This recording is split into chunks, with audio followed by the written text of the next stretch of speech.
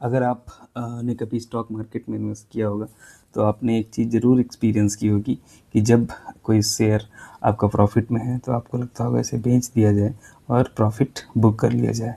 और ऐसे ही अगर आपका कोई शेयर लॉस में है तो आपको लगता होगा कि इसमें इन्वेस्टेड रहते हैं और आप उसको सेल नहीं करते, आप उसमें वेट करते हैं कि शायद ये प्रॉफिट में आ जाए। तो ऐसा क्यों होता है? इसके पीछे का क्या रीज़न हो सकता है? हमारी क्या सोच हो सकती है?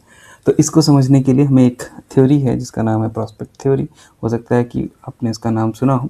हमें उसको समझना पड़ेगा कि कैसे हम प्रॉफिट में और लॉस में एक आदमी कैसे बिहेव करता है। तो प्रॉस्पेक्ट थ्योरी क्या कहती है उसको समझने के लिए हमें एक एग्जांपल देखना होगा। एक एग्जांपल लेते हैं कि अगर आपको दो ऑप्शन दिए जाएं और उसमें से आपको कोई एक ऑप्शन सेलेक्ट करना है। तो मान लीजिए एक ऑप्शन है कि 100% चांसेस है कि आपको 1000 रुपये मिलेंगे और 50% चांस है कि आपको 2000 रुपये मिलेंगे और 50% चांस है कि आपको 0 रुपये मिलेंगे। तो एक तरह से गैम्बल है बेसिकली, दो लॉटरी हैं। अब इसमें से आप कौन सी लॉटरी खरीदना चाहेंगे? तो ज़्यादातर लोग पहला ऑप्शन ए ही सिलेक्ट करते हैं। तो यहाँ पर क्या है कि गेन फ्रेम है, मतलब प्रॉफिट में है चीज़ें की। दोनों ऑप्शन में प्रॉफिट है, एक में श्योरिटी है और एक में श्योरिटी नहीं है, अनसर्टेनिटी है, अनसर्टेनिटी है। लेकिन आप कौन सा ऑप्शन सेलेक्ट करते हैं? जो श्योर ऑप्शन है, सर्टेन ऑप्शन है। तो ये बिहेवियर क्या दिखाता है? इसको रिस्क एवर्सिव या रिस्क एवर्जन कह सकते हैं कि हम सब जब प्रॉफिट की बात हो रही हो तो हम उसमें रिस्क नहीं लेना चाह रहे हैं, इसलिए ऑप्शन ए हम सेलेक्ट करते हैं।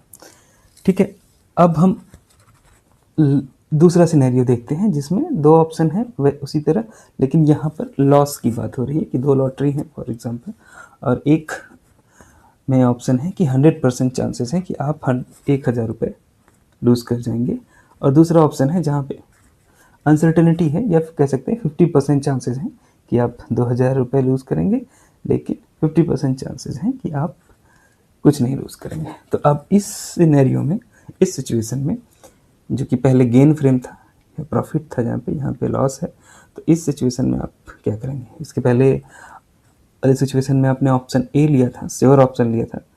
तो एक तरीके से अगर आपको श्योरिटी पसंद है तो आपको यहाँ पे भी श्योरिटी वाला ऑप्शन लेना चाहिए। लेकिन होता क्या है इन जनरल, जो है ज़्यादातर जो देखा गया है कि लोग सेकेंड ऑप्शन, जो ऑप्शन बी है, जो अनसर्टेन ऑप्शन है, वो लोग प्रिफर करते हैं। तो हो क्या रहा है यहाँ पे कि जब श्योर ऑप्शन है या जहाँ प्रॉफिट है, लोग रिस्क एवर्सिव हो जा रहे हैं, लेकिन जहाँ पर लॉस की बात आ रही है लोग रिस्क सीकिंग बिहेवियर दिखाते हैं।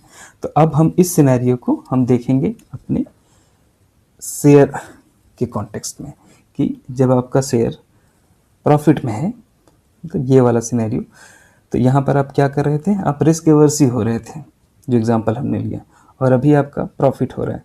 तो आप यहाँ पे भी आप क्या करेंगे कि जो प्रॉफिट है वो आप श्योर प्रॉफिट की तरह की 10% का आपको प्रॉफिट मिल रहा है या 20% का प्रॉफिट हो गया है, तो अभी वो एक श्योर ऑप्शन है कि आप इतना 10% तो आपको मिलेगा ही मिलेगा। तो आप यहाँ पर क्या हो जाएंगे? रिस्क एवर्सिव हो जाएंगे और आप क्या करेंगे? उसको बुक करना चाहेंगे। और मोस्ट ऑफ द टाइम लोग बुक कर लेते हैं, हो सकता है आप ना करते हैं, बट ज़्यादातर सिचुएशन में लोग बुक कर लेते हैं। दूसरा सिनेरियो जहाँ पर लॉस की जब हम बात कर रहे हैं कि आपका शेयर जो है लॉस में चल रहा है, तो यहाँ पे हम क्या हो जा रहे हैं? हमने देखा था उस एग्जांपल में कि आप रिस्क सीकिंग बिहेवियर करते हैं। तो रिस्क सीकिंग यहाँ पर क्या होगा कि आप जो अनसर्टेनिटी है वो वाला ऑप्शन सेलेक्ट करेंगे। तो मीन्स कि आप अनसर्टेन है अभी सिचुएशन, ये और लॉस में भी जा सकता है या और प्रॉफिट में भी जा सकता है। तो हम यहाँ पे रिस्क लेना ज़्यादा प्रेफर करते हैं और हम वेट करना चाहेंगे उसके लिए कि नहीं, ये स्टॉक शायद हमारा लॉस में ना जा कर के वापस से प्रॉफिट में आ जाए।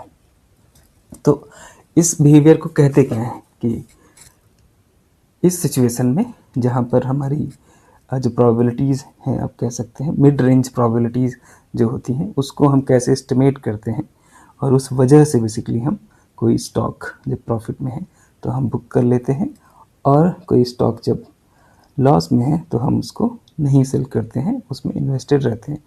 इसको हम डिस्पोजिशन इफ़ेक्ट कहते हैं। यही एक रीज़न नहीं होता है जिस वजह से आप कोई शेयर शायद बेचते होंगे या नहीं बेचते होंगे, कई और रीज़न भी हो सकते हैं, वो हम देखेंगे किसी और वीडियो में।